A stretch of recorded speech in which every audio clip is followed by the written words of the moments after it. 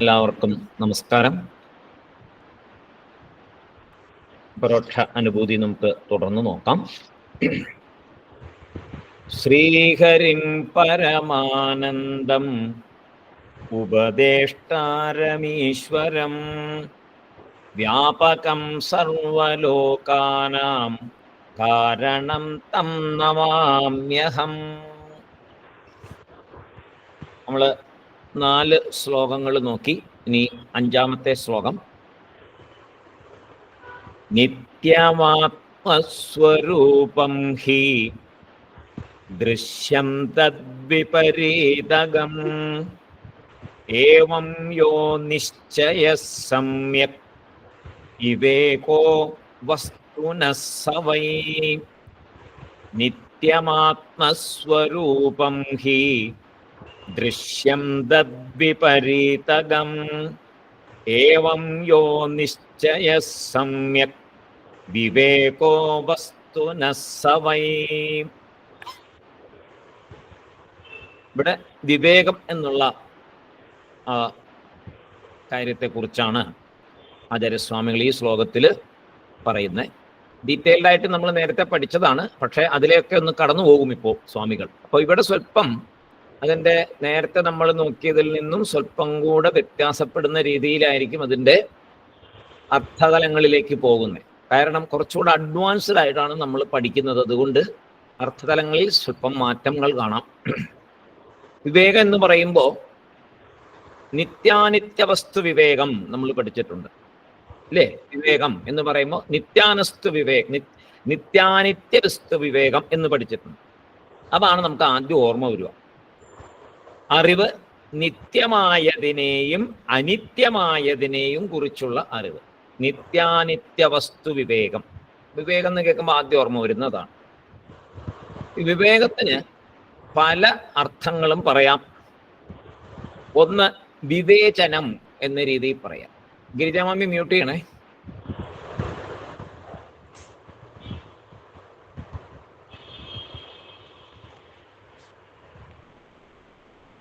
വിവേചനം, പിരിക്കൽ, സെപ്പറേറ്റ് ചെയ്യുക. ഏതിനെയാണ് സെപ്പറേറ്റ് ചെയ്യേണ്ടത്? 2 കാര്യങ്ങൾ കലർന്നിരുന്നാൽ, 2 വസ്തുക്കൾ തമ്മിൽ കലർന്നിരുന്നാലല്ലേ സെപ്പറേറ്റ് ചെയ്യേണ്ട കാര്യമുള്ളൂ. അപ്പോൾ കലർന്നിരിക്കുന്നതിനെ സെപ്പറേറ്റ് ചെയ്യണം.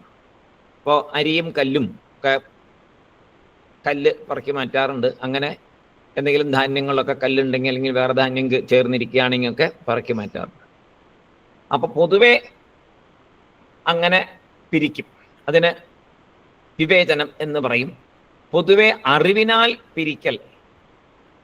അതെങ്ങനെയാണ് അറിവിനാൽ പിരിക്കൽ? സ്ഥൂലമായതിനെ പിരിക്കൽ, സ്ഥൂലമായിട്ട് കാണുന്നതിനെ പിരിക്കൽ. ഇവിടെ അറിവിനാൽ പിരിക്കേണ്ടതാണ്. അറിവിനാൽ പിരിക്കേണ്ടത് നിത്യവും അനിത്യവും കലർന്നിരിക്കുന്നതിന്. ഇതാ നമ്മൾ സ്വല്പം അഡ്വാൻസ്ഡ് ആയിട്ടാണ് ചിന്തിക്കുക. നിത്യമായതും അനിത്യമായതും കലർന്നിരിക്കുമ്പോൾ അതിനെ പിരിക്കുക. അവിടെ നിത്യം വേറെ അനിത്യം വേറെ എന്ന് പിരിക്കുക. അതായത് ഉള്ളതും ഇല്ലാത്തതും തമ്മിലുള്ള ആ കലർന്നിരിക്കുന്നതിനെ പിരിക്കുക. ഉള്ളതും ഇല്ലാത്തതും തമ്മിൽ, സത്യവും നുണയും തമ്മിൽ തിരിച്ചറിയുക, അതിനെ പിരിക്കുക.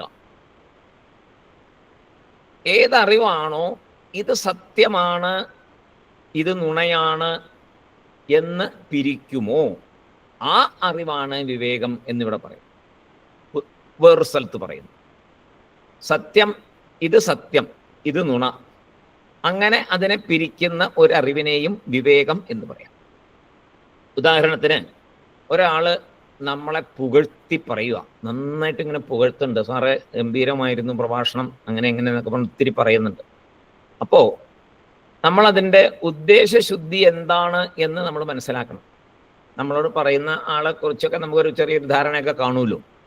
എന്തായാലും പറയുന്നതിൽ നമ്മൾ വളരെ നമ്മുടെ ബുദ്ധി ഉപയോഗിച്ച് നമ്മൾ ആ പറയുന്ന വാക്കുകളിലും അതിൻ്റെ ബോഡി ലാംഗ്വേജും മൊത്തത്തിലുള്ള കാര്യങ്ങൾ വെച്ച് നമുക്ക് അറിയാൻ പറ്റും എന്ത് അത് വെറുതെ പുകഴ്ത്തുന്നതാണോ, നമ്മളെ ഒന്ന് സുഖിപ്പിക്കാനായിട്ട് പറയുന്നതാണോ, അതോ ആ പുള്ളി അത് ഉൾക്കൊണ്ടുകൊണ്ട് അദ്ദേഹത്തിന് അതിൽ നിന്നൊരു അറിവ് കിട്ടിയത് കൊണ്ട് സത്യമായിട്ടും പറയുന്നതാണോ എന്ന്.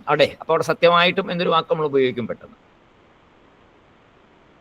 അത് മനസ്സിലാക്കുന്നതിനെയും ഇങ്ങനെ ആ പറയുന്നതിലെ യഥാർത്ഥമായിട്ടുള്ള ആ കൺവേ ചെയ്യപ്പെടുന്ന എന്താണോ അതിനെ മനസ്സിലാക്കുന്നതിനെയും വിവേകം എന്ന് പറയാം. ഇതുപോലെ നമ്മുടെ എല്ലാ അനുഭവങ്ങളെയും നോക്കുക.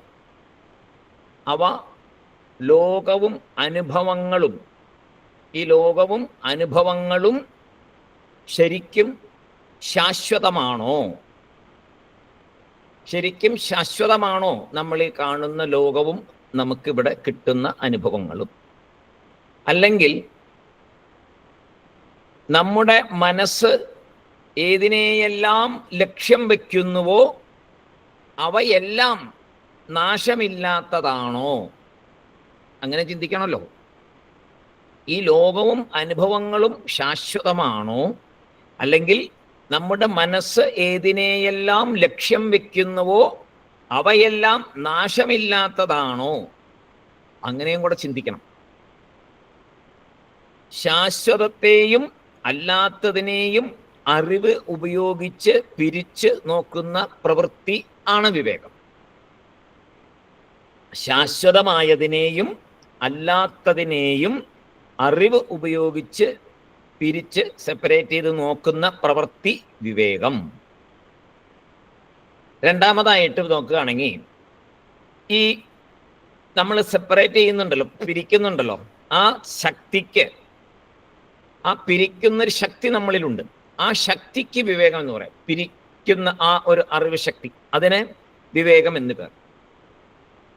വിവേകമുണ്ട് എന്ന് പറഞ്ഞാൽ ഒരാളിൽ ഇങ്ങനെ തിരിച്ച് അറിയാനുള്ള കഴിവ് ആ വ്യക്തിയിലുണ്ട്, ഒരു ശക്തി ആ വ്യക്തിയിലുണ്ട്. വിവേകമുണ്ട് എന്നാൽ ആ ശക്തി ആ ആളിലുണ്ട് എന്നർത്ഥം. ചിലപ്പോൾ നമ്മൾ എന്ത് പറയും? ആലോചിച്ച് പറയാമെന്ന് പറയും. ഒരു കാര്യം ചോദിച്ചു കഴിഞ്ഞാൽ അതിനെ പെട്ടെന്ന് കറക്റ്റായിട്ട് വിവേചിച്ച് പറയാൻ പറ്റാത്ത അവസ്ഥയിൽ നമ്മൾ എന്ത് പറയും? ആലോചിച്ച് പറയാം എന്ന് പറയും. അപ്പോഴും ആ വിവേകശക്തി ഉപയോഗിച്ച് വേണം ആലോചിക്കാൻ. ആ ആലോചിച്ച് പറയാം എന്ന് പറയുമ്പോൾ ചോദിച്ചു പറയാം എന്ന് പറയുന്നത് വേറെയുണ്ട്. ഞാൻ ആരോടെങ്കിലും ഒന്ന് ചോദിക്കട്ടെ, ചോദിച്ചിട്ട് പറയാം, എൻ്റെ ഗുരുനാഥനോടൊന്ന് ചോദിക്കട്ടെ എന്നിട്ട് പറയാം, അത് ഇറ്റ് ഈസ് ഓക്കെ. ഇത് ആലോചിച്ചിട്ട് പറയാം കേട്ടോ എന്ന് പറയുമ്പോൾ നമുക്ക് എന്തോ ഒരു അതിനെക്കുറിച്ച് വേഗമായിട്ടൊരു സംഗതി ഉണ്ട് നമ്മുടെ കയ്യിൽ. അതിനെ ഒന്നുകൂടെ നമ്മൾ ചിന്തിച്ച് അതിലൊരു കൺക്ലൂഷനിലേക്ക് എത്തിയിട്ട് വേണം അത് വേറൊരാളിലേക്ക് കൊടുക്കാൻ എന്ന് നമുക്ക് തോന്നുന്നത് കൊണ്ടാണ്. അപ്പൊ അതും വിവേകശക്തി കൊണ്ടാണ് അവിടെ എങ്ങനെ ചിന്തിക്കുന്നത്.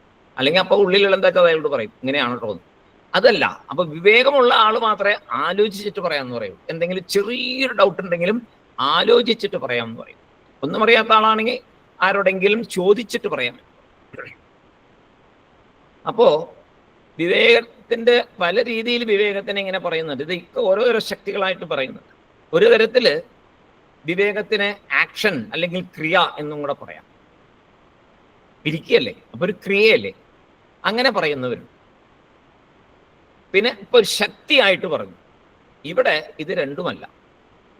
ഇങ്ങനെയുള്ള ഈ കാര്യങ്ങളിലൊന്നും അല്ല ഇവിടെ പറയുന്നേ. ഇവിടെ എന്താ പറയുന്നേ?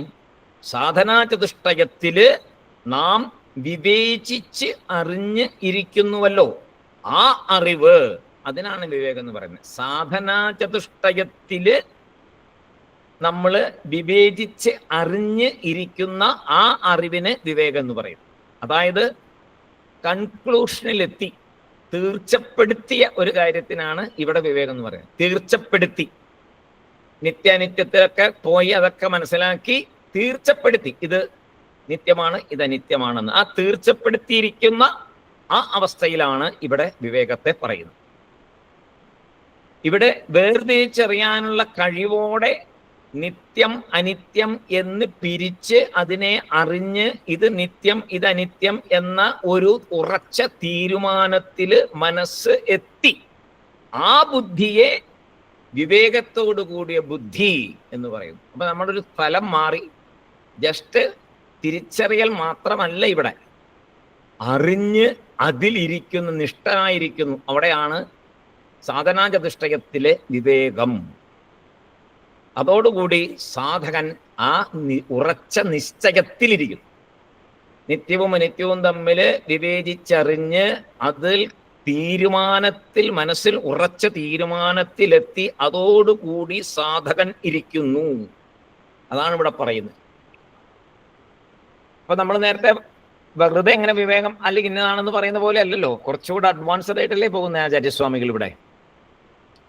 നിത്യം ആത്മസ്വരൂപം ഹി എന്നാണ് ആദ്യത്തെ പറഞ്ഞല്ലേ. നിത്യം ആത്മസ്വരൂപം ഹി, അതായത് നിത്യം എന്നാൽ ഏതാണോ ശാശ്വതം, അത് ശാശ്വതമായത് ആത്മസ്വരൂപം, അതായത് എൻ്റെ ഉണ്മയായ തന്മ എന്ന് പറയാം. എൻ്റെ ഉണ്മയായ തന്മ, ആക്ച്വലി ഞാൻ എന്താണോ അത് തന്നെയാണ് നിത്യം. അതാണ് നിത്യം. അതാണ് ആത്മപദം ഇവിടെ ഉപയോഗിച്ചിരിക്കുന്നത്. നിത്യം ആത്മസ്വരൂപം. നിത്യമായത് ഒന്നേ ഉള്ളൂ, ആത്മാ അഥവാ ബ്രഹ്മം. അപ്പോൾ എൻ്റെ ഉണ്മയായ തന്മ അത് തന്നെയാണ് സത്യം. ആത്മസ്വരൂപം എന്ന് പറഞ്ഞാൽ നമ്മൾ സ്വയം എന്താണ് പറയേണ്ടത്? അതല്ലേ നമ്മൾ ആരാണെന്ന് മനസ്സിലാക്കണം എന്ന് പറയുമ്പോൾ ആരാണെന്നാ മനസ്സിലാക്കണ്ടേ? ആത്മാ ആണെന്ന് മനസ്സിലാക്കണം. അയം ആത്മാ ബ്രഹ്മ. അപ്പോ ആത്മാ എന്ന് പറയുന്നത് ഞാൻ തന്നെ, അത് തന്നെയാണ് നിത്യം, അത് തന്നെയാണ് ശാശ്വതം.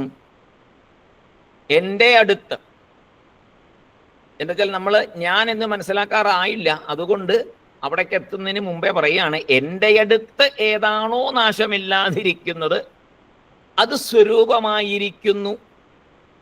എൻ്റെ അടുത്ത് ഏതാണോ നാശമില്ലാതിരിക്കുന്നത് അത് എൻ്റെ സ്വരൂപമാണ് എന്നറിയുന്നു. അത് തന്നെ നിത്യം. അപ്പൊ എൻ്റെ അടുത്തിരിക്കുന്ന ശരീരം നിത്യമാണോ? അല്ല. നമ്മളെല്ലാം എൻ്റെ എൻ്റെ എൻ്റെ എന്ന് പറയുന്നുണ്ടല്ലോ. അപ്പോൾ ആ ഫസ്റ്റ് സ്റ്റേജിൽ എൻ്റെ ആ ചൈതന്യം എന്ന് നമുക്ക് പറയുമ്പോൾ ആ ചൈതന്യം നിത്യമാണെന്ന് പറയും. ഇവിടെ എൻ്റെ എന്ന് ഉപയോഗിക്കുന്നുണ്ട്, പക്ഷെ ഒരു അടുത്ത സ്റ്റേജിലേക്ക് അതെല്ലാം പോവും, ഞാൻ എന്നായി മാറും അത്. അപ്പൊ സ്ഥൂല ശരീരം ആത്മാ എന്ന് വിചാരിച്ചാൽ നമ്മുടെ ഡ്രസ്സ് അല്ലേ, സ്ഥൂല ശരീരം ആത്മാ എന്ന് വിചാരിച്ചാൽ നമ്മുടെ ഡ്രസ്സ്, അതിനെ നിത്യം എന്ന് പറയാൻ പറ്റില്ല. നമ്മുടെ സ്ഥൂല ശരീരം ഒരു ഡ്രസ്സാണ്. അപ്പൊ അതിനെ നിത്യം എന്ന് പറയാൻ പറ്റുമോ? പറ്റില്ല. കാരണം നാം അത് മാറ്റിക്കൊണ്ടേ ഇരിക്കുന്നു. ഗഹനമായ കാര്യങ്ങളാണ്. നമ്മുടെ ഈ ഡ്രസ്സ് മാറ്റിക്കൊണ്ടേ ഇരിക്കുന്നു. എന്താണ് എപ്പോഴും ഉള്ളത്? ഈ ശരീരം എപ്പോഴും ഉള്ളതാണോ? അല്ല, അത് മാറിക്കൊണ്ടേയിരിക്കും എന്ന് പറയുന്നു. അതുപോലെ ഈ ശരീരം ആത്മസ്വരൂപത്തിന് ഡ്രസ്സായിട്ടിരിക്കുന്നു. ആത്മസ്വരൂപത്തിൻ്റെ ഡ്രസ്സാണ് ഈ ശരീരം. മാറി മാറി ഉണ്ടാകും ഓരോ ജന്മത്തിലും ഈ ശരീരം. അതാണ് ഭഗവത്ഗീതയിലെ ആ ശ്ലോകമാണ് ഇവിടെ അതിന് ശരിക്കും ഏതാണ്? വാസാംസി ജീർണാനി യഥാ വിഹായ നവാനി ഗൃഹ്ണാതി നരോപരാണി തഥാ ശരീരാണി വിഹായ ജീർണ അന്യാനി സംയാതി നവാനി ദേഹി. മനുഷ്യൻ ജീർണവസ്ത്രങ്ങൾ ഉപേക്ഷിച്ചിട്ട് എപ്രകാരം പുതിയ വസ്ത്രങ്ങളെ സ്വീകരിക്കുന്നുവോ അപ്രകാരം ശരീരാഭിമാനിയായ ആത്മാവ് ജീർണിച്ച ശരീരങ്ങളെ ഉപേക്ഷിച്ച് പുതിയവയെ പ്രാപിക്കുന്നു. അതാണ് ഇവിടെ ഗംഭീരമായിട്ട് പറഞ്ഞത്. അതിൻ്റെ കാര്യം തന്നെയാണ് ഇവിടെ ആചാര്യസ്വാമികൾ ഗീതയിലെ വാസാംസി ജീർണാനിയുടെ ഭാഗം തന്നെയാണ് ഇവിടെ പറയുന്നത്. പക്ഷെ ഇവിടെ ഒരു കാര്യം അറിയാം, ഞാൻ അതായത് എൻ്റെ നേച്ചർ അത് പൂർണ്ണമോ ബ്രഹ്മമോ എന്നൊന്നും ഇപ്പം എനിക്കറിയില്ല. എൻ്റെ നേച്ചർ ബ്രഹ്മമാണ്. ഇപ്പം നമ്മൾ അറിഞ്ഞോ, നമ്മൾ ജ്ഞാനിയൊന്നും ആയിട്ടില്ല, നമ്മൾ പഠിച്ചുകൊണ്ടിരിക്കുക.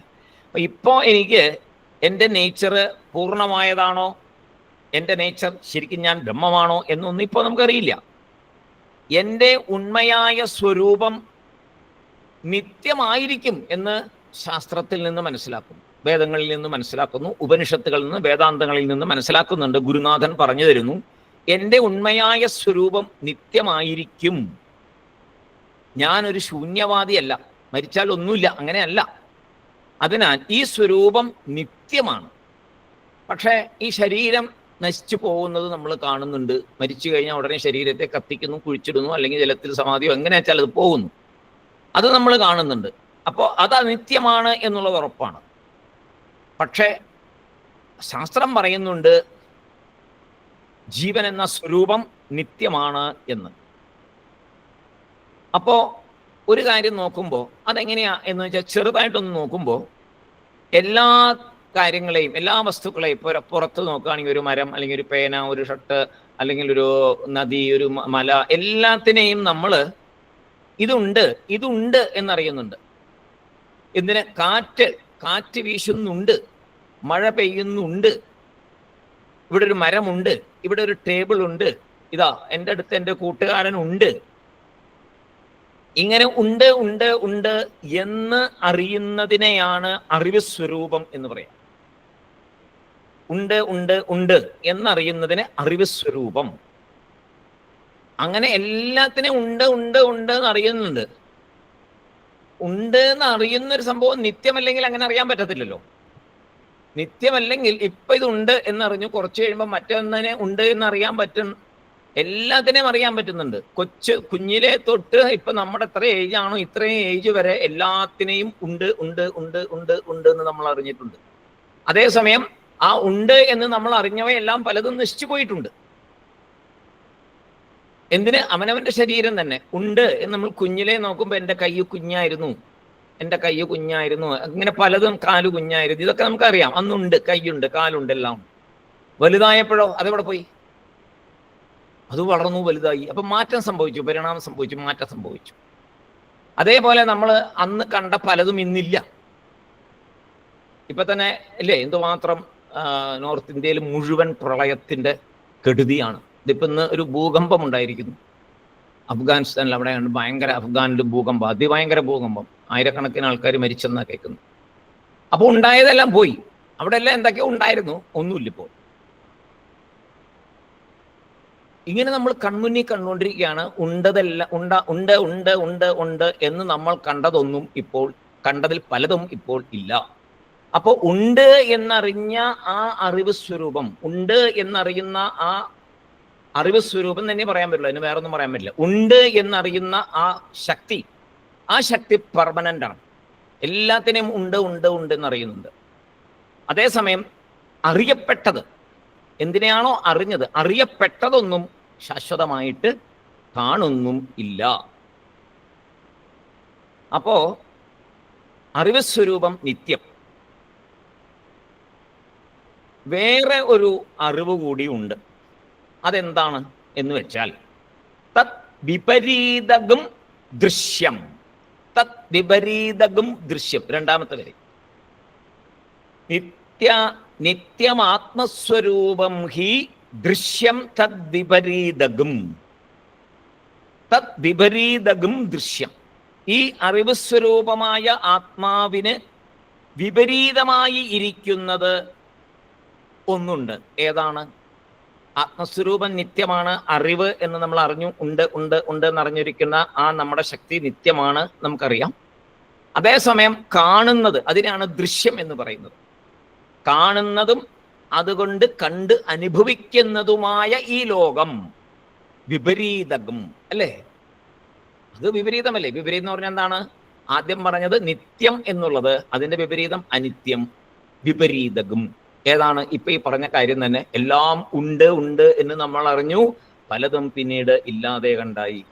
മരങ്ങൾ, നമ്മുടെ വീട്ടിൽ കുറച്ച് മരങ്ങൾ ഉണ്ടായിരുന്നു, കുറച്ച് കഴിഞ്ഞപ്പോൾ അതെല്ലാം മുറിച്ചു, അല്ലെങ്കിൽ കാറ്റ് വന്ന് വീണു, ഒടിഞ്ഞു പോയി. എന്തിനാ?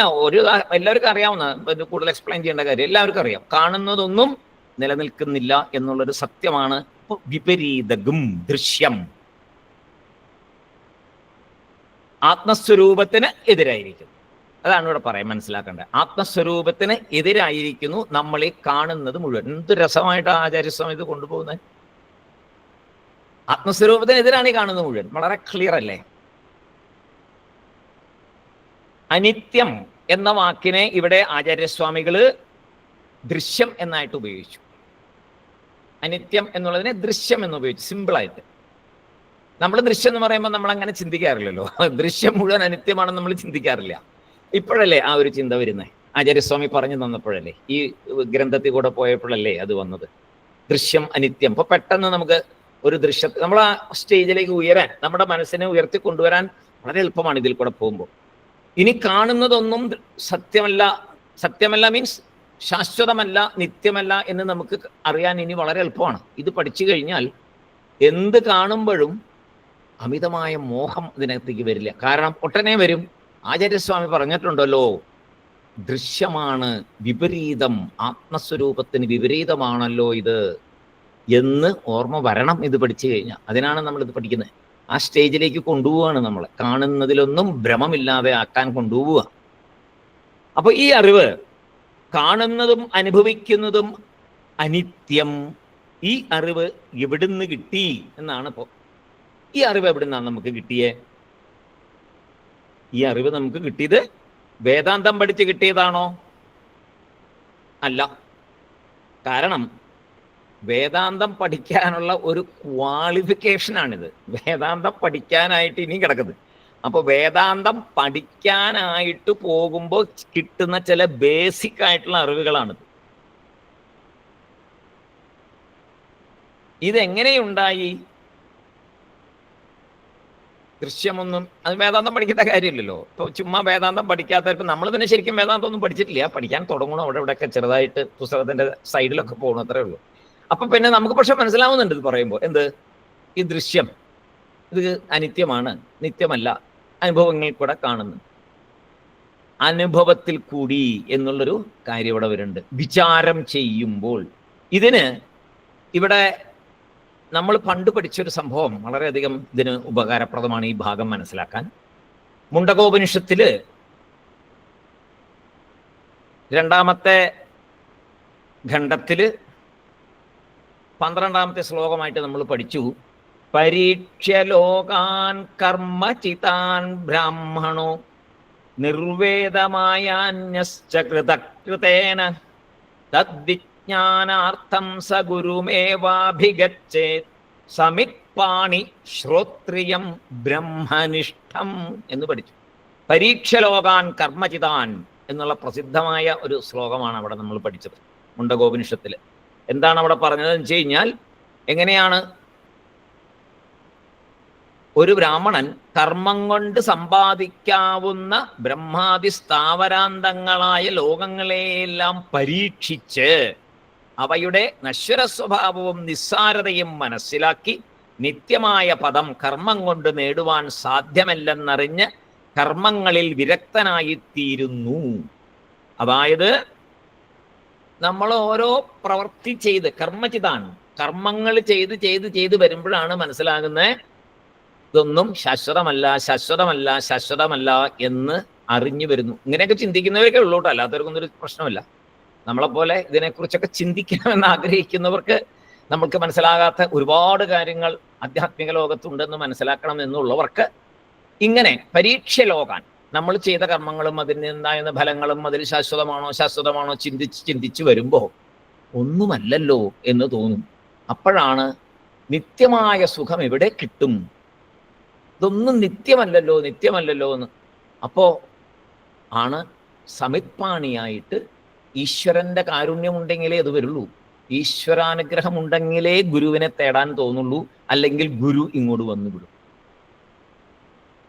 സമിത്പാണിയായിട്ട്, അതാണ് പറയണത്, ആ ആഗ്രഹത്തെയാണ് പറയണത്. സമിത്പാണിയായിട്ട് ഗുരുവിനെ സമീപിക്കും. ഭഗവാനെ, എന്താണ് നിത്യമായിട്ടുള്ള സുഖം? ഇത്രയും കാലം ജീവിച്ചിട്ടും നിത്യമായ ഒന്നിനെയും കാണാൻ പറ്റിയില്ല ഗുരുനാഥ, പറഞ്ഞു തരാവോ എന്ന് ചോദിക്കും.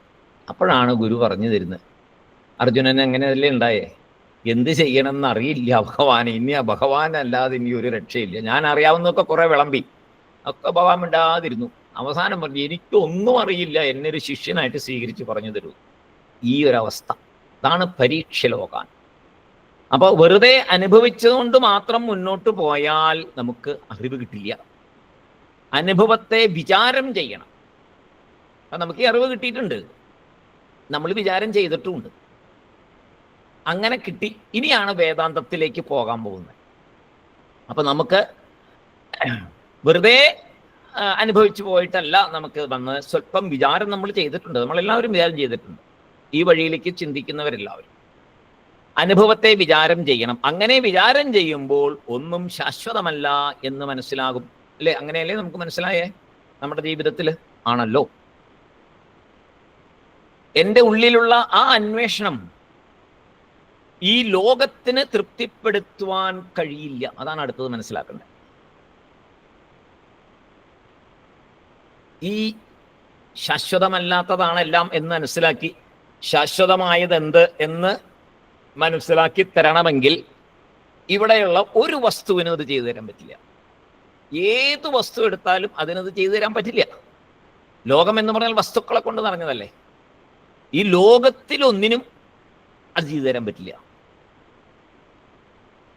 പിന്നെ ആത്മസ്വരൂപം നിത്യം എന്ന് എങ്ങനെയാ വരിക? പരമ്പരയായിട്ട് വരുന്ന കേൾവിജ്ഞാനം മൂലം. അതാണ് വേദം. അതിൽ കൂടിയല്ലാതെ ഇത് മനസ്സിലാക്കാൻ പറ്റില്ല. നിത്യമായ ആനന്ദത്തെ അറിയണമെങ്കിൽ വേദാന്തം വഴി അല്ലാതെ സാധിക്കില്ല. കാരണം ഇവിടെ കാണുന്നതൊന്നും നിത്യമല്ല. നിത്യമല്ലാത്തൊരു കാര്യം നമുക്ക് എങ്ങനെ അനിത്യമായ ആനന്ദത്തെ തരും?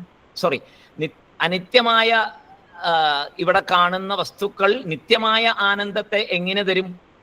തരാൻ പറ്റില്ലല്ലോ. പിന്നെ നമ്മൾ ഇതിൻ്റെ പുറകെ പോയിട്ട് ഇതിൽ നിന്ന് എനിക്കൊരു പരിഹാരം കിട്ടുമെന്ന് വിചാരിക്കുന്നതിൽ എന്തർത്ഥം? ഒരർത്ഥവുമില്ല. അപ്പോ ആ നിത്യമായ ആനന്ദത്തെ ആര് തരും, എങ്ങനെ തരും എന്ന് അന്വേഷിക്കുമ്പോഴാണ് ഗുരുമുഖാന്തരം. ഗുരുവിന് എവിടുന്ന് കിട്ടി? വേദങ്ങളിൽ നിന്ന്. അത് പരമ്പരയായിട്ട് കിട്ടി വന്നുകൊണ്ടിരിക്കുന്നു. ഇനി നമ്മളിലേക്കും അത് പകർന്നു തരും. നമ്മളും അതടുത്ത തലമുറയ്ക്ക് പകർന്നു കൊടുക്കണം. ശ്രുതി കേട്ടിട്ട് ഇങ്ങനെയുണ്ട്, ഇതാണ് പ്രമാണം, വേദമാണ് പ്രമാണം. എഴുതിയതുണ്ടോ? എഴുതിയതല്ല, അത് കേട്ടതാണ്. ആരുടെ ശബ്ദമാണ് കേട്ടെ? ഈശ്വരന്റെ ശബ്ദമാണ്, പ്രകൃതിയുടെ ശബ്ദമാണ്. ഇന്നതാണ്, ഇതാണ് ശരി, ഇതാണ് ശരി എന്ന് വേദം പറഞ്ഞു തന്നു. അതിനെ വിശ്വസിച്ചേ പറ്റൂ. എന്തിന്? നിത്യമായ ആനന്ദം വേണമെങ്കിൽ സയൻസിൽ കൂടി അത് കണ്ടുപിടിക്കാൻ പറ്റില്ല. ഈ വേദവാണിയിൽ വിശ്വസിച്ച് ഈശ്വരന്റെ വാണിയാണ് എന്ന് പൂർണ്ണ വിശ്വാസത്തോടുകൂടി, ഗുരുവിൽ പൂർണ്ണ വിശ്വാസത്തോടുകൂടി, ഗുരുവിൽ നിന്ന് വരുന്ന ആ വാക്കുകൾ കേട്ടാൽ മാത്രമേ ആ തലത്തിലേക്ക് നമ്മുടെ മനസ്സ് ഉയർന്നു വന്ന് വിവേചിച്ച് നമ്മളൊരു തീരുമാനത്തിലേക്ക് എത്തുമല്ലോ. വിവേചിച്ച് അവിടെ നിന്ന് മുന്നോട്ട് പോകാൻ പറ്റുകയുള്ളൂ. അപ്പോൾ പരമ്പരയായി വരുന്ന കേൾവിജ്ഞാനം മൂലം ഒരുവിധമായ അനുമാനത്തിനാലും അത് സാധിക്കുമോ? അനുമാനം കൊണ്ട് മാത്രം പറ്റില്ല. ഏത് അനുഭവത്തിലും കൂടുതൽ കാലം നിലനിൽക്കും. ഏത്? കാരണം ഇല്ലേ? കാര്യകാരണം എന്ന് പറയല്ലോ. കാരണം കൂടുതൽ കാലം നിലനിൽക്കും. കാര്യമായിട്ട് ഉണ്ടാകുന്നത് കുറച്ച് കാലേ നിലനിൽക്കുള്ളൂ. അപ്പോൾ എന്താണ്? ഒരു ഉദാഹരണം പറയുകയാണെങ്കിൽ ആഭരണങ്ങൾ എടുക്കുക. ആഭരണങ്ങളിലെ കാരണം ആരാണ്? ഇത് നമ്മൾ സാധാരണ വിചാരിക്കുന്ന ലാംഗ്വേജുമായിട്ട് എടുക്കരുത്. വേദാന്തത്തിൽ വരുന്ന കാര്യകാരണമൊക്കെ എൻറ്റയർലി ഡിഫറൻ്റ് ആണ്. നിങ്ങൾക്ക് എല്ലാവർക്കും അറിയാം, പഴയ ക്ലാസ്സുകളൊക്കെ കേട്ടതുകൊണ്ട്. കാരണം സ്വർണം, കാര്യം പല പല പല ആഭരണങ്ങൾ. അപ്പൊ കാര്യം കൂടുതൽ കാലം നിലനിൽക്കുന്നു പറയുന്നത്, ഇപ്പോൾ ഒരു വളയുണ്ടാക്കി കുറച്ച് കഴിഞ്ഞപ്പോൾ വേറെ പുതിയ ഫാഷൻ വന്നു. അപ്പം എന്ത് ചെയ്തു? ഇതിനെ ഉരുക്കി വീണ്ടും സ്വർണ്ണമാക്കി അടുത്ത ഫാഷനിലേക്ക് പോയി, പിന്നെയും മാറി. ഇങ്ങനെ കുറേ നമ്മൾ ചെയ്യുന്നുണ്ട്. നമുക്കറിയാവുന്ന ഏറ്റവും എളുപ്പമുള്ളൊരു ഉദാഹരണം, വളരെ എളുപ്പമായിട്ട് നമ്മൾ സ്വന്തം വീട്ടിൽ തന്നെ നമ്മൾ എത്രയോ പ്രാവശ്യം ചെയ്തിട്ടുള്ളതാണ്. കാര്യത്തെ മാറ്റി കാരണത്തെ അവിടെ നിർത്തി കാര്യത്തെ മാറ്റിക്കൊണ്ടേയിരുന്നു. അപ്പോൾ കാരണം കൂടുതൽ കാലം നിലനിൽക്കും, കാര്യം കുറച്ചു കാലം മാത്രം നിൽക്കും. കാരണം നിത്യം, കാര്യം അനിത്യം. ഇപ്പൊ സ്വർണം നിത്യം എന്ന് വിചാരിക്കരുതേ. അതിൻ്റെ എക്സാമ്പിൾ പറഞ്ഞു എന്നുള്ളതേ ഉള്ളൂ. കാരണമായത് ഏതിൽ നിന്നാണോ ഇതെല്ലാം ഉണ്ടായിരിക്കുന്നത്, ഈ കാര്യമായതെല്ലാം സംഭവിച്ചിരിക്കുന്നത്, അത് നിത്യമാണ്. കാര്യമായിട്ടുണ്ടായതെല്ലാം അനിത്യമാണ്. കളിമൺ പാത്രങ്ങൾ ഉണ്ടാകുന്നു, പൊട്ടിപ്പോകുന്നു, പിന്നെ എല്ലാം കൂടെ കുഴച്ചിട്ട് വീണ്ടും ഉണ്ടാക്കുന്നു, പുതിയ പാത്രങ്ങൾ ഉണ്ടാകുന്നു. കളിമൺ നിത്യം. അതുപോലെ ഈ ബ്രഹ്മം നിത്യം. അപ്പോ കാര്യത്തെക്കാളും കാരണം നിത്യമാണ് എന്നത് ഒരു അനുമാനത്താലും കൂടെ വരാം എന്നിവിടെ പറയുന്നുണ്ട്. അനുമാനത്താലും വരാം ഇല്ലേ? നമ്മളങ്ങനെ ഇതുപോലെ അത് എന്ന് അനുമാനിക്കാമല്ലോ. ഈ സ്വർണം പോലെ അല്ലെങ്കിൽ ഈ കൽമൻ പോലെ എന്ന് അനുമാനിക്കാം. പക്ഷെ അനുമാനം മാത്രം ഒരിക്കലും വിജയിക്കില്ല. ഇതിവിടെ നമ്മൾ ജസ്റ്റ് കയറ്റിക്കറ്റി കൊണ്ടുപോകാൻ വേണ്ടി പറയുന്നു എന്നുള്ളതേ ഉള്ളൂ. കേൾവിജ്ഞാനത്തിനാലും വരാം. എങ്ങനെയാ കേൾവിജ്ഞാനം? ഗുരുമുഖാന്തരമുള്ള കേൾവിജ്ഞാനത്തിനാണ്, ശ്രുതിയുടെ കേൾവി കൊണ്ട്. ഇതിനെ ഒരു അപാതജ്ഞാനം എന്ന് പറയും. അപാതജ്ഞാനം എന്ന് പറയും ഇതിന്. ഒരുവന് ഒരു വേഗ് നോളജ്, ശരിയായിട്ടുള്ള നോളജ് എന്ന് പറയുന്നില്ല, വേഗ് നോളജ്, ഇതിനാണ് അപാതജ്ഞാനം. ആത്മാ എന്ന നിത്യമായ ഒന്നുണ്ട്, പക്ഷേ എങ്ങനെ, എവിടെ, ഏത് എന്നൊന്നും ഇപ്പൊ നമുക്കറിയില്ല. ഉണ്ട് എന്നെല്ലാം പറഞ്ഞ് കേട്ട് അല്ലേ? കേട്ട് അപാതജ്ഞാനം ഉണ്ട് നമ്മുടെ കയ്യിൽ. ഇപ്പൊ നമ്മുടെ കയ്യിൽ ഇപ്പോൾ ഉള്ള ജ്ഞാനം ഏതാണ്? അപാതജ്ഞാനം. വേഗമായിട്ട്, അത്രയല്ലേ ആയിട്ടുള്ളൂ. നമ്മൾ ജ്ഞാനിയായിട്ടില്ലല്ലോ. വേഗമായിട്ട് നമുക്കറിയാം എന്ത്? ആത്മാ എന്ന സംഭവമുണ്ട്, ഞാൻ ആത്മായാണ്, ഈ ശരീരമല്ല. കുറെയൊക്കെ നമുക്ക് ഒരു വേഗമായിട്ടുള്ള കാര്യമേ ഉള്ളൂ നമ്മുടെ കയ്യിൽ. ഈ അറിവ് ശിഷ്യന് ഗുരുകുലത്തിൽ വരുമ്പോഴേ വേണം. ഈ വേഗമായിട്ടുള്ള ഒരു അറിവ്, അപാതജ്ഞാനം ഉണ്ടെങ്കിലേ മുന്നോട്ട് പോകാം. അപ്പൊ അത് ഉണ്ടായിരിക്കണം എന്നാണ് പറയുന്നത് ഗുരുകുലത്തിൽ വരുമ്പോൾ. ഈ ശൈവ സിദ്ധാന്തത്തില് ഗുരുനാഥൻ പറയുന്നു, ശൈവ സിദ്ധാന്തത്തില് ഈ അറിവ് ആയിട്ടില്ലാത്ത ഒരാൾ, അത് വേഗമായിട്ട് ഉള്ള ഒരു അറിവിൽ അന്ന് ചോദ്യം ചോദിക്കുമ്പോൾ അറിയാലോ, ആ വേഗമായിട്ടുള്ള അറിവ് അയാൾക്ക് ആയിട്ടില്ലെങ്കിൽ ആ ശിഷ്യനെ അവര് ഒരു കാവ്യമുണ്ട് കൊടുത്തിട്ട് കുറെ നാൾ സഞ്ചരിച്ചിട്ട് വരാൻ പറയും. ശൈവ സിദ്ധാന്തത്തിൽ എങ്ങനെയാ അത്ര ചെയ്യുക? അപ്പോൾ ശിഷ്യൻ വന്ന് ഗുരുകുലത്തിൽ വന്നു കഴിയുമ്പോൾ ഗുരുനാഥൻ ഒന്ന് രണ്ട് കാര്യങ്ങൾ ചോദിക്കുമ്പോഴേ അറിയാം ഏത് ലെവലിലേക്ക് എത്തിയിട്ടുണ്ട്, ഇവന് ഇനി എന്താണ് പറഞ്ഞു കൊടുക്കേണ്ടതെന്നുള്ളത്. ആ ഗുരുവിൻ്റെ അപാര കഴിവുകളാണല്ലോ അതൊക്കെ. അപ്പോൾ ഒന്നും ആയിട്ടില്ലെന്ന് മനസ്സിലാവുമ്പോൾ ഒരു കാവ്യമുണ്ട് എടുത്തു കൊടുക്കും. എന്നിട്ട് പറയും കുറച്ച് നാൾ സഞ്ചരിച്ചിട്ട് വരിക, ഇവിടെ നിന്ന് കയ്യിൽ ഒന്നും എടുക്കരുത്, പോയി സഞ്ചരിച്ചേച്ച് തിരിച്ചു വരണം. അപ്പോൾ എങ്ങനെയാ? പുറത്തു പോയി ഭക്ഷണം വേണം, എല്ലാം വേണമല്ലോ. പുറത്തു പോയി എങ്ങനെ ഇയാൾ തിരിച്ചു വരുന്നു എന്നുള്ളതാണ്. അത് വലിയൊരു പരീക്ഷയാണ്. തിരിച്ചു വരുമ്പോൾ ആചാര്യന്മാർ പറയുന്നു രണ്ട് കാര്യം അവർ മനസ്സിലാക്കിയിരിക്കും അത്രേ. ഒന്ന്, ലോകത്തിൻ്റെ അനിത്യത്വം, അത് മനസ്സിലാക്കിയിരിക്കും. ഒന്നും പെർമനൻ്റ് അല്ല എന്ന് മനസ്സിലാക്കിയിരിക്കും. കാരണം ഒരു ദിവസം ചിലപ്പോൾ ഒരാൾ ഭക്ഷണം കൊടുത്താൽ പിറ്റേ ദിവസം അയാൾ കൊടുത്തെന്ന് വരില്ല. അതേമാതിരി കണ്ട ആൾക്കാരെ പിന്നെ കണ്ടെന്ന് വരില്ല, കണ്ട സംഗതികൾ പിന്നെ കണ്ടെന്ന് വരില്ല. പലതിലും വ്യത്യാസം വരും. ഒരുപാട് ഒന്നും എടുക്കാണ്ട പോയിരിക്കുന്നത്. അതുകൊണ്ട് അനുഭവങ്ങളുടെ ഒരു ഘോഷയാത്ര തന്നെയായിരിക്കും. അനുഭവങ്ങളോ പരീക്ഷ ലോകാൻ, കണ്ടമാനം നടക്കാൻ അനുഭവങ്ങൾ നടക്കും. അപ്പോൾ മനസ്സിലാവും ഒന്നും ശാശ്വതമല്ല എന്ന് പറയും. കൂടെ വലിയൊരറിവ് കൂടെ കിട്ടും. എന്താണ്? ഈശ്വരന്റെ അനുഗ്രഹം. ഈശ്വരന്റെ അനുഗ്രഹം അതെങ്ങനെയാ? എങ്ങനെയാണെങ്കിലും ഭക്ഷണം കിട്ടിയിരിക്കും, എവിടെന്നെങ്കിലും ഭക്ഷണം കിട്ടിയിരിക്കും, ഉറപ്പാണ്. പരമഹംസ യോഗാനന്ദയുടെ പുസ്തകം വായിക്കണം അതറിയണമെങ്കിൽ. അതിനകത്ത് അദ്ദേഹത്തിൻ്റെ വീട്ടുകാർ അദ്ദേഹത്തിൻ്റെ ഈശ്വരവിശ്വാസത്തെ ചോദ്യം ചെയ്തുകൊണ്ട് അദ്ദേഹവും അദ്ദേഹത്തിൻ്റെ ഒരു കൂട്ടുകാരനും രണ്ടുപേരോടും വീട് വിട്ടു പോകാൻ പറയണം. നിങ്ങൾക്ക് നിങ്ങളുടെ കൃഷ്ണൻ നിങ്ങളെ രക്ഷിക്കുമെങ്കിൽ നിങ്ങൾ പോയി വൃന്ദാവനവും വേറെ സ്ഥലങ്ങളൊക്കെ കണ്ടേച്ചു വാ, 10 പൈസ ഇവിടുന്ന് എടുക്കാൻ പാടില്ല എന്ന് പറഞ്ഞ് പോക്കറ്റ് കാലിയാക്കി ഒരു ഇട്ട ഡ്രസ്സ് മാത്രം, വേറെ ഒന്നും തരില്ല എന്ന് പറഞ്ഞു. അങ്ങനെ രണ്ടുപേരും കൂടെ, കൂട്ടുകാരനും യോഗാനന്ദ പരമഹംസനും കൂടെ ഇറങ്ങി തിരിച്ച്, അത് നല്ല രസമാണ് വായിക്കാൻ. ലോകത്തിലെ ഏറ്റവും കൂടുതൽ ചെലവായിട്ടുള്ള പുസ്തകം, മലയാള വിവർത്തനമുണ്ട് അതിൻ്റെ. അതിൽ അദ്ദേഹം പോയി എല്ലാ സ്ഥലങ്ങളിലും ആ ഈശ്വരൻ അനുഗ്രഹിക്കുകയാണ്.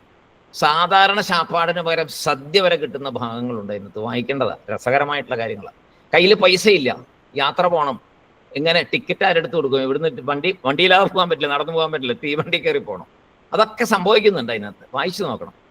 അപ്പോൾ അങ്ങനെ ഒരു സംഗതിയും കൂടെ വരും. എന്ത്? ലോകത്തിൻ്റെ അനിത്യത്വം മനസ്സിലാവും, ഈശ്വരൻ്റെ അനുഗ്രഹം, എങ്ങനെയും ഭഗവാൻ ഭക്ഷണം തരും. ആ ഈശ്വര വിശ്വാസം ഉറയ്ക്കും. ഈശ്വര വിശ്വാസം ഉറയ്ക്കാതെ നമുക്കിവിടെ മുന്നോട്ട് പോകാൻ പറ്റത്തില്ല. ആ ഒരു പരമമായ ശക്തി ഉണ്ടെന്ന് ഉറയ്ക്കണ്ടേ? ഉറയ്ക്കുകയും വേണം, അതെന്നെ കൈവിടില്ല എന്നും ഉറയ്ക്കണം. ഉറപ്പാണ്. ഭക്ഷണം കിട്ടാതിരിക്കില്ല. ഈ കണ്ട സകല ജീവജാലങ്ങളെ നോക്കൂ, പക്ഷിമൃഗാദികൾ എത്രയാ, കോടിക്കണക്കിന്. അവരൊക്കെ ദിവസവും ഭക്ഷണം കഴിക്കുന്നില്ലേ? എല്ലാവരും കഴിക്കുന്നു, വിശപ്പ് മാറുന്നു, എല്ലാവരും കിടന്നുറങ്ങുന്നു. എന്തൊരു അതിശയമാണ് ഇവിടെ നടക്കുന്നത്. നമ്മൾ വലിയ കാര്യത്തിൽ വീട്ടിലൊരു പട്ടിയെ വളർത്തിയിട്ട് അയ്യോ ഞാൻ പട്ടിക്ക് ചോറ് കൊടുക്കുന്നുണ്ടെന്ന് വിചാരിക്കും, പൂച്ചയ്ക്ക് ചോറ് കൊടുക്കുന്നുണ്ട്, അല്ലെങ്കിൽ വേനൽക്കാലത്ത് ഒരു പാത്രത്തിൽ ചെറിയ വെള്ളം വെച്ചിട്ട് കിളിക്ക് വെള്ളം ഞാനാ കൊടുക്കുന്നതെന്നൊക്കെ വിചാരിക്കും. നല്ലത് തന്നെ, സേവനമൊക്കെ നല്ലത് തന്നെ. പക്ഷെ ഞാനാണ് ഇതിൻ്റെ കാളെന്ന് വിചാരിക്കുന്നതാണ് ശുദ്ധ മണ്ടത്തരം. ആരാ ഇതൊക്കെ കാത്ത് രക്ഷിച്ച് കൊണ്ടുപോകുന്നത്? ഇവരൊക്കെ രാത്രി എവിടെ കിടന്ന് ഉറങ്ങുന്നത്? ഈ പക്ഷികളൊക്കെ എവിടെ കിടന്ന് ഉറങ്ങുന്നത് രാത്രി? നേരം വിളിക്കുമ്പോൾ എല്ലാവരും ആഹാ എന്ത് രസമാണ്, 4 മണി ആകുമ്പോഴേക്കും എല്ലാവരും കിടന്ന്. ഇവിടെയൊക്കെ നല്ല രസമാണ്. നമ്മുടെ വീടിൻ്റെ അടുത്തൊക്കെ ഇഷ്ടംപോലെ ആറൊക്കെ ഉള്ളതുകൊണ്ട്, നിറയെ മരങ്ങളും ഉള്ളതുകൊണ്ട് വെളുപ്പിനെ ഭയങ്കര ചിലവല ശബ്ദങ്ങളാണ്. എന്ത് രസമാണ് അത് കേൾക്കുമ്പോൾ. ആരാണ് ഇവരെ രക്ഷിക്കുന്നത്? ആരാണ് ഇവർക്കൊക്കെ ഭക്ഷണം കൊടുക്കുന്നത്? എത്ര പേരാ, എന്തെല്ലാം ഭക്ഷണങ്ങളും കഴിക്കുന്നവരാ. അപ്പോൾ ആ ഒരു ഈശ്വര വിശ്വാസം ഉള്ളിൽ ഉറയ്ക്കണം. അതിനെങ്ങനെ നോക്കണം? പ്രകൃതിയെ നോക്കിയിട്ട് വേണം അത് ഉറപ്പിക്കാൻ അകത്തേക്ക്. അതിനാണ് സഞ്ചരിച്ച് വരുമ്പോൾ ഇത് ഉറയ്ക്കെന്ന് പറയുന്നത്. മാത്രമല്ല അങ്ങേർക്ക് കിട്ടുകയും ചെയ്യും. എവിടെന്നെങ്കിലും ഭക്ഷണം കിട്ടിയിരിക്കും, ഉറപ്പാണ്.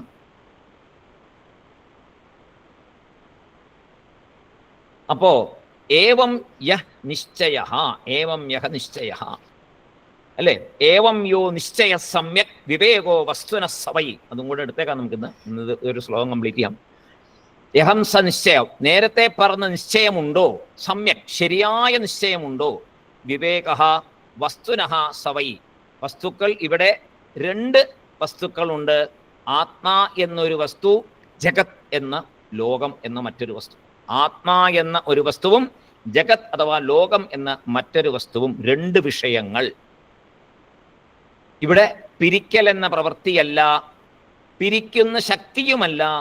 പിരിച്ചു നോക്കി എന്ത് നിശ്ചയത്തിലേക്ക് വന്നുവോ ആ കൺക്ലൂഷൻ, ആ തീരുമാനമാണ് ഇവിടെ വിവേകം എന്ന പദം കൊണ്ട് ഈ ശ്ലോകത്തിൽ ആചാര്യസ്വാമികൾ പറഞ്ഞു. പ്രത്യേകം ഓർക്കണം, 2 വസ്തുക്കളുണ്ട്, ആത്മാ ജഗത്. ഈ 2 വിഷയത്തെ പിരിക്കലല്ല ഇവിടുത്തെ പ്രശ്നം, ആ ഒരു പ്രവൃത്തിയല്ല, പിരിക്കുന്ന ശക്തിയും അല്ല. പിരിച്ചു നോക്കി എന്ത് നിശ്ചയത്തിലേക്ക് വന്നുവോ ആ കൺക്ലൂഷനാണ് ഇവിടുത്തെ ഈ വിവേകം എന്നുള്ള പദത്തിനുള്ള മീനിങ്. ഇപ്പം നമ്മൾ കുറച്ചുകൂടെ ഹയർ ലെവലിലേക്ക് വന്നിട്ടാണ് ഇപ്പം നിൽക്കുന്നതെന്ന് സ്വയം മനസ്സിലാക്കുക. ഈ ലോകം തന്നെ ശരീരം, അതിന് നാശമുണ്ട്, അനിത്യം. ഇതൊക്കെ പതിയെ പതിയെ മനസ്സിലാകും. ലോകം ശാശ്വതമല്ല എന്ന് നമുക്ക് ഏതാണ്ട് ഒരുവിധം മനസ്സിലായിട്ടുണ്ട്. ഇപ്പൊ പറഞ്ഞ ഈ ഭൂകമ്പവും പല പരിപാടികളൊക്കെ കൂടെ. ഈ ലോകത്തിന് കാരണമായ ആത്മസ്വരൂപം നിത്യം എന്ന് ഏവം സമ്യക് നിശ്ചയ വിവേക. ഈ ശക്തിയെ എങ്ങനെയാ വളർത്താൻ പറ്റുക? അതാണ് ഇവിടുത്തെ ചോദ്യം. ഇപ്പൊ ഒരു ചെറിയൊരു കാര്യം നമ്മുടെ ഉള്ളിൽ വന്നിട്ടുണ്ട്, ഒരു വിവേക നിശ്ചയം. ഇതിനെ എങ്ങനെ വളർത്തും? അത് വലിയൊരു ശരിയായിട്ടുള്ളൊരു ചോദ്യമാണ് ഇവിടെ. അതാണ് ഇതിൻ്റെ ഒരു ഈ അപരോക്ഷാനുഭൂതിയിൽ വരുന്ന കാര്യങ്ങൾ ഇത്തിരി ഹയറാണെന്ന് പറയേണ്ട കാര്യം അതാണ്. ഈ ശക്തിയെ എങ്ങനെ വളർത്താൻ പറ്റും? ഈ വിവേചിച്ചറിഞ്ഞ് കൺക്ലൂഷൻ എത്തിയിട്ട് ഇനി അത് വളരണം. അതെങ്ങനെ വളർത്താൻ പറ്റും? അതിന് പറയുന്നു, സാത്വികമായ മനസ്സുകൊണ്ട് മാത്രമേ മനത്താൻ പറ്റുള്ളൂ. സാത്വികമായ മനസ്സ് നിർബന്ധമാണത്. രാജസമോ താമസമോ ആയാൽ ഇത് ചെയ്യാൻ പറ്റില്ല. താമസം എന്ത് ചെയ്യും? താമസമായ മനസ്സ് ഒന്നും ചെയ്യില്ല, വെറുതെ ഇരിക്കും. അല്ലേ? തമസ്സിൽ വെറുതെ ഇരിക്കും. സത്വരജത്തമോ ഗുണങ്ങളിൽ തമസ്സിന്റെ ഉടമ വെറുതെ ഇരിക്കും. ഈ വക ചിന്തയൊന്നും അവിടെ ഒരു ചിന്തകളും ഇല്ല, സുഖമായിട്ട് വെറുതെ ഇരിക്കുക. അതാണ് അദ്ദേഹത്തിന്റെ പണി. അപ്പൊ തമസ്സിലായി, പറ്റില്ല. പിന്നെയോ രാജസമാണെങ്കിലോ പറ്റില്ല. അവിടെ ഞാൻ എന്നുള്ള സംഗതി കയറി വരും, പറ്റില്ല, അവിടെയും പറ്റില്ല. പിന്നെ സാത്വികമാകുമ്പോൾ ഈശ്വരാനുഗ്രഹത്തോടുകൂടി, സാത്വിക ചിന്തകളോടുകൂടി, സാത്വികമായ പാരായണങ്ങളും പുരാണ പാരായണങ്ങളും ഒക്കെ ചെയ്ത് ഈ അറിവിനെ വളർത്താൻ പറ്റും. രാജസത്തിനൊരു കുഴപ്പം കൂടെ പറയുന്നുണ്ട്. ഭയങ്കരമായിട്ട് ആലോചിച്ചിട്ട് തെറ്റായ തീരുമാനം എടുക്കും, ഉറപ്പിച്ചങ്ങ് വയ്ക്കും. തെറ്റായ തീരുമാനത്തിനെ ഉറപ്പിച്ചങ്ങ് നിർത്തും. ആ ശരി എന്നും പറഞ്ഞു. അങ്ങനെ ഒരു വലിയൊരു പ്രശ്നവും കൂടി ഇതിനുണ്ട്, രാജസത്തിനുണ്ട്. അപ്പൊ എങ്ങനെ സാത്വികമാക്കും? എന്നൊരു ചോദ്യം. സാത്വികമായാൽ പറ്റുമെന്ന് പറയണോ? എങ്ങനെ സാത്വികമാക്കും? ഭക്ഷണം മുതൽ തുടങ്ങണം. അവിടെ തൊട്ട് തുടങ്ങണം സാത്വികമാകാൻ. ആദ്യം സാത്വിക ഭക്ഷണം കഴിക്കണം. പിന്നെ സാധനയിലൂടെ സാത്വിക മനസ്സ് ഉണ്ടാകും. വൈരാഗ്യത്തിനും വിവേകത്തിനും ഒരു റിലേഷൻ ഉണ്ട്. അതെന്താണ്? വിവേകം വിത്ത്, വൈരാഗ്യം മരം. ആ കൊണ്ടുപോകുന്ന വഴിയെ വിവേകം എന്ന് പറഞ്ഞാൽ വിത്തും വൈരാഗ്യം എന്ന് പറഞ്ഞാൽ മരവുമാക്കിയിട്ടാണ് ഇവിടെ ആചാര്യസ്വാമി കൊണ്ടുവരുന്നത്. പതുക്കെ പതുക്കെ വളർന്ന ചെടി, അതിനെ കാലമാണ് വളർത്തിക്കൊണ്ടുവരുന്നത്, അല്ലേ? പതുക്കെ ചെറിയ വിത്ത് നട്ട ഉടനെ ഒന്നും ആവില്ലല്ലോ. ചെടിയായി അതെത്ര വളരണം. അതുപോലെ വൈരാഗ്യം ഒറ്റ ദിവസം കൊണ്ടൊന്നും ഉണ്ടാകത്തില്ല. അതിങ്ങനെ വളർന്ന് വളർന്ന് വിവേകപരമായ വൈരാഗ്യമേ നിലനിൽക്കുകയുള്ളൂ. പെട്ടെന്നുണ്ടാകുന്ന വൈരാഗ്യം നിലനിൽക്കില്ല. നേരത്തെ പഠിച്ചിട്ടുള്ള വൈരാഗ്യവും വിവേകവും പരസ്പര ആശ്രയത്തിലാണ് നിലനിൽക്കുന്നത്. വൈരാഗ്യമുണ്ടെങ്കിലേ മനസ്സ് സമാധാനം കൈവരിച്ച് സാത്വികമായ നിലയിലേക്ക് വരികയുള്ളൂ.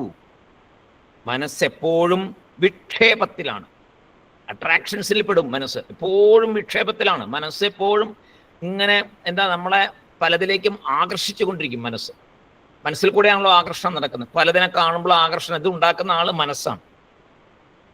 അപ്പോ വിക്ഷേപത്തിൽ ഇരുന്നാൽ പറ്റുമോ? മനസ്സെപ്പോഴും ഇങ്ങനെ വിക്ഷേപത്തിൽ ഇരുന്നാൽ പറ്റുമോ? പറ്റില്ല. അപ്പോൾ എപ്പോഴാണ് സമാധാനം? എപ്പോഴാണ് അനുഭവങ്ങളെ വിചാരം ചെയ്യൽ? അതൊക്കെ ചിന്തിച്ച് ചിന്തിച്ച് ചിന്തിച്ച് മുന്നോട്ട് പോകണം. പരസ്പര ഉപകാരകമാണ് വിവേക വൈരാഗ്യങ്ങൾ എന്ന് മനസ്സിലാക്കുക. ഇങ്ങനെയെല്ലാം, അതായത് ഈ വാല്യൂസ്, എല്ലാ വാല്യൂസും പരസ്പരം ആശ്രയിച്ചിരിക്കുന്നവരാണ് എന്ന് നമ്മൾ പൂർണ്ണമായിട്ടും മനസ്സിലാക്കണം. അഡ്വാൻസ്ഡ് സ്റ്റേജിലേക്ക് പോകും തോറും. ഇത്രയാണ് ഈ ശ്ലോകം കൊണ്ട് ആചാര്യസ്വാമികൾ ഈ വിവേകം എന്ന് പറഞ്ഞാൽ എവിടെയാണെന്ന്, എന്താണെന്നും അതിനെ ഉറപ്പിച്ച് നിത്യാനിത്യത്തിന്റെ ആ ഉറപ്പിനെ തന്നു. ഇനി ആത്മാ ഇതാണ്, അപരോക്ഷത്തിനെ കണ്ടുപിടിക്കാൻ പോവുക. അപ്പോ ആത്മാ എന്നുള്ളതിനെ നിത്യമായതുണ്ട് ഉണ്ടെന്ന് അറിയുന്നുണ്ട്. വിവേകമായിട്ടുള്ള നോളജാണ്. അതിനെ പൂർണ്ണമായിട്ടുള്ള നോളജാക്കി മാറ്റാനുള്ള വഴിയിലൂടെ നമ്മൾ സഞ്ചരിച്ചുകൊണ്ടിരിക്കുന്നു. അപ്പോൾ ഇന്ന് നമുക്കിവിടെ തൽക്കാലം ഇവിടെ നിർത്താം. അടുത്ത ശ്ലോകം അടുത്ത ദിവസം, 6ാമത്തെ ശ്ലോകം അടുത്ത ദിവസം നോക്കാം. ഓം പൂർണ്ണമദ പൂർണ്ണമിദം പൂർണ്ണാത് പൂർണ്ണമുദച്യത്തെ പൂർണ്ണസ്യ പൂർണ്ണമാദായ പൂർണ്ണമേവാവശിഷ്യത്തെ. ഓം ശാന്തി ശാന്തി ശാന്തി. ഹരി ഓം തത്സത്. ബ്രഹ്മാർപ്പണമസ്തു. എല്ലാവർക്കും Sai Ram. Sai Ram sir. Sai Ram sir. Sai Ram sir. Sai Ram sir. Sai Ram.